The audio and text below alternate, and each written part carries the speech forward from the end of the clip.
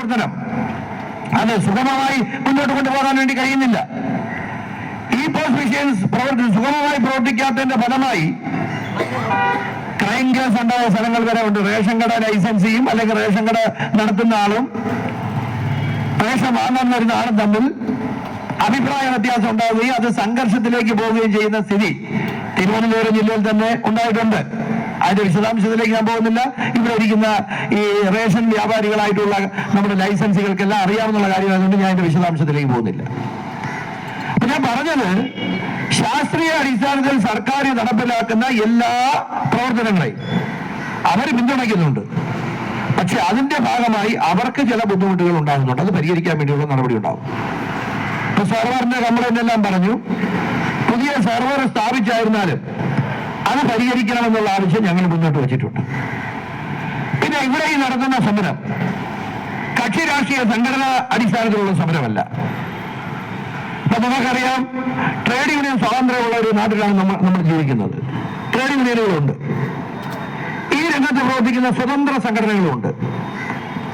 ഞങ്ങൾ എല്ലാവരുമായി കുറച്ചു കാലമായി ഒറ്റക്കെട്ടായി പ്രവർത്തിക്കുകയാണ്. കാരണം ചില കാര്യങ്ങളിൽ ഏകീകൃതമായിട്ടുള്ള നിലപാടുകളാണ് നമുക്കുള്ളത്. ഒരേ ആവശ്യത്തിന് എന്തിനാ 5 സമരം, ഒരേ ആവശ്യത്തിന് എന്തിനാ 4 സമരം?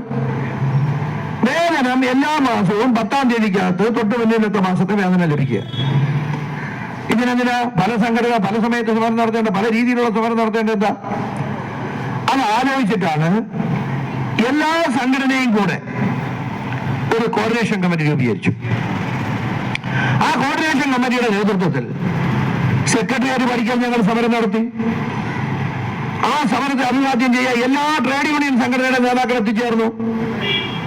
ഭരിക്കുന്ന പാർട്ടിയായിട്ടുള്ള ഇടതുപക്ഷ ജനാധിപത്യ മുന്നണിയുടെ നേതൃത്വത്തിലുള്ള നേതാക്കൾ, CITUവിന്റെ സംസ്ഥാന ജനറൽ സെക്രട്ടറി ഇളമരം കരീം, മുൻ MP അടക്കമുള്ള ആളുകൾ അവിടെ വന്നു.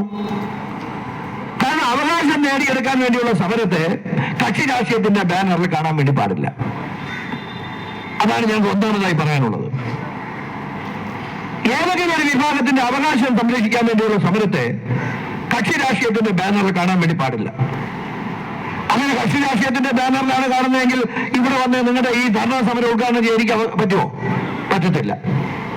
അപ്പൊ അവകാശങ്ങൾ നേടിയെടുക്കുന്നതിന് കക്ഷി രാഷ്ട്രീയത്തിന്റെ ബാനറല്ല, മറിച്ച് അവകാശം ശാസ്ത്രീയമാണോ ശരിയാണോ എന്നുള്ള പരിശോധനയാണ് നടത്തേണ്ടത്. അതിന്റെ അടുത്ത ഘട്ടമായി കോർഡിനേഷൻ കമ്മിറ്റിയുടെ നേതൃത്വത്തിൽ തന്നെ രക്തസാക്ഷി മണ്ഡപത്തിന്റെ അവിടെ രക്തസാക്ഷി മണ്ഡപത്തിന്റെ മുന്നിൽ 48 മണിക്കൂർ സമരം നടത്തി. രാപ്പകൽ സമരം. കേരളത്തില് ഈ റേഷൻ രംഗത്ത് പ്രവർത്തിക്കുന്ന സംഘടനാ നേതാക്കൾ അവരെല്ലാവരുമായി പങ്കെടുത്ത് 200ഓളം സ്ഥിരം വളണ്ടിയർമാർ 48 മണിക്കൂർ രാപ്പകൽ സമരം നടത്തി. എല്ലാ നേതാക്കളും, എല്ലാ രാഷ്ട്രീയ പാർട്ടിയുടെ നേതാക്കൾ, നിയമസഭാ സാമാജികന്മാർ, പ്രതിപക്ഷ നേതാവ്, അങ്ങനെയുള്ള എല്ലാ നേതാക്കളും പങ്കെടുത്ത് ആ സമരത്തെ അഭിവാദ്യം ചെയ്തു. സർക്കാരിന്റെ ശ്രദ്ധയിൽപ്പെടുത്താമെന്ന് പറഞ്ഞു.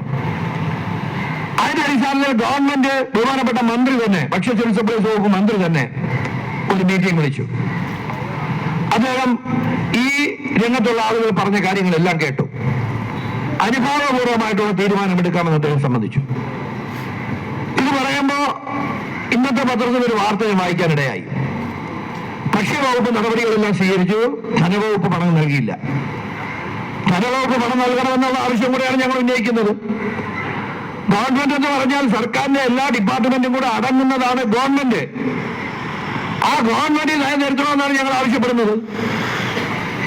മാസാമാസം അവരുടെ വേതനം, അവർ ചെയ്യുന്ന ജോലിയുടെ കൂലി, അവരുടെ വേതനം നൽകണമെന്നാണ് പറയുന്നത്. ഇപ്പൊ അവർക്ക് 2 മാസവും ഇന്ന് 19 ദിവസമായി. 19 ദിവസം നമുക്ക് വിടാം. കാര്യം എന്ന് പറഞ്ഞാൽ മാസാമാസമാണ് അവർക്ക് വേതനം കൊടുക്കുന്നത് എന്നുള്ളത് കൊണ്ട് നമുക്ക് ഈ മാസം കഴിഞ്ഞില്ല. പക്ഷേ 2 മാസം, സെപ്റ്റംബർ ഒക്ടോബർ മാസത്തെ വേതനം നൽകിയിട്ടില്ല. ഇത് 2 മാസം പിന്നിട്ട് അവര് സെപ്റ്റംബറിലെ വേതനത്തിന് വേണ്ടി ഒക്ടോബറിൽ സമരം നടത്തിയില്ല. നവംബർ 1-ാം തീയതി നടത്തിയില്ല, 10-ാം തീയതി നടത്തിയില്ല, 15-ാം തീയതി നടത്തിയില്ല, 19-ാം തീയതിയാണ് സമരം നടത്തുന്നത്. അപ്പൊ ഇത്രയും സമയം അവർ ജോലി ചെയ്തിട്ട് വെയിറ്റ് ചെയ്തു. ഇനി അവരുടെ അവസ്ഥ എന്താണ്? ബഹുമാനപ്പെട്ട നമ്മുടെ അധ്യക്ഷൻ ശ്രീ ശ്രീകാര്യ നടേശൻ അവർ അദ്ദേഹത്തിന്റെ അധ്യക്ഷ പ്രസംഗത്തിൽ ചുരുക്കി പറഞ്ഞു. അദ്ദേഹം ഇവിടെ ഞാൻ അന്വേഷിച്ചപ്പോ ഏകദേശം അരനൂറ്റാണ്ടിലേറെ പഴക്കമുള്ളൊരു റേഷൻ വ്യാപാരിയാണ്. ഈ രംഗത്ത് തലമുതിർന്ന ആള്. അദ്ദേഹത്തിന്റെ അധ്യക്ഷ പ്രസംഗത്തിൽ പറഞ്ഞു കേട്ടില്ലേ എന്തെല്ലാം ബാധ്യതകളാണ് ഇത് മുഖാന്തരം അവർ ഏറ്റെടുക്കേണ്ടതായി വരുന്നത്. കടവാടക കൊടുക്കണം, വാടകയ്ക്കുള്ള കടയിൽ കടവാടക കൊടുക്കണം. കൂടെ സഹായിക്കാൻ നിൽക്കുന്ന ആൾ. ഇപ്പോ ഈ റേഷൻ കട നടത്തുന്ന ആളിന് 24 റേഷൻ സമയത്ത് റേഷൻ കട തുറന്ന് പ്രവർത്തിക്കേണ്ട സമയം മുഴുവൻ അവിടെ ഇരിക്കാൻ കഴിയില്ല. ചിലപ്പോൾ കറണ്ട് ചാർജ് അടയ്ക്കാൻ പോകേണ്ടി വരും, ചിലപ്പോൾ ആശുപത്രിയിൽ പോകേണ്ടി വരും, ചിലപ്പോൾ താലൂക്ക് സപ്ലൈ ഓഫീസിൽ പോകേണ്ടി വരും, ചിലപ്പോൾ DSO കാണാൻ പോകേണ്ടി വരും. എന്തെല്ലാം ആവശ്യത്തിന് പോകേണ്ട സമയത്ത് കട തുറന്ന് പ്രവർത്തിക്കണമല്ലോ, കട പൂട്ടിയിടാൻ പറ്റില്ലല്ലോ. അപ്പോൾ സഹായിക്കാൻ വേണ്ടി ഒരാളിനെ വെക്കേണ്ടി വരും. ഇന്നത്തെ കാലത്ത് സഹായിയായിട്ടുള്ള ഒരാളിനെ വെച്ചാൽ ഇവിടെ പറയുന്നതായിട്ട് 400 രൂപയെങ്കിലും കൊടുക്കേണ്ടി വരും, 400-500 ഒക്കെ കൊടുക്കേണ്ടി വരും. അപ്പൊ അയാൾ ഈ റേഷൻ സഹായിയായി നിൽക്കുന്ന അരിതൂക്കുകാരന് പണം കൊടുക്കണം, കറണ്ട് ചാർജ് അടയ്ക്കണം. ഞങ്ങളെ പോലെയുള്ള രാഷ്ട്രീയ പാർട്ടിക്കാർ ആരെങ്കിലും വന്നൊരു പിരി ചോദിച്ചാൽ കൊടുക്കണം. ഞങ്ങളിപ്പോ റേഷൻ കടക്കാരെ പിരിക്കാൻ പോകുന്നില്ല കേട്ടോ, അത് ഞാൻ പിന്നെ പറയാം. അപ്പോ അത് കൊടുക്കണം. ഒരു ക്ഷേത്ര കമ്മിറ്റിയിലോ ഒരു പള്ളി കമ്മിറ്റിക്കാരോ ഒരു ഉത്സവം നടത്തുകയാണ് നാട്ടിൽ, അന്ന് ചോദിക്കുകയാണ് എന്തെങ്കിലും സഹായം കൊടുക്കണം. ഒരു കല്യാണം നടത്തുന്ന ആള് സാമ്പത്തികമില്ല, ഒരു സഹായം ചോദിക്കുകയാണ്, കൊടുക്കണം. നാട്ടിൽ ആർട്സ് ആൻഡ് സ്പോർട്സ് ക്ലബ്ബുകാർ ഒരു വാർഷികം നടത്തുകയാണ്, അവർക്ക് കൊടുക്കണം. ദുരിതാശ്വാസ പ്രവർത്തനങ്ങൾ എന്തെങ്കിലും വന്നുപോയി അതിനൊരു ധനസഹായം കൊടുക്കണമെങ്കിൽ എവിടെ നിന്നാ പണം? അതിനുള്ള പണം അവർക്ക് ലഭിക്കുന്നുണ്ടോ?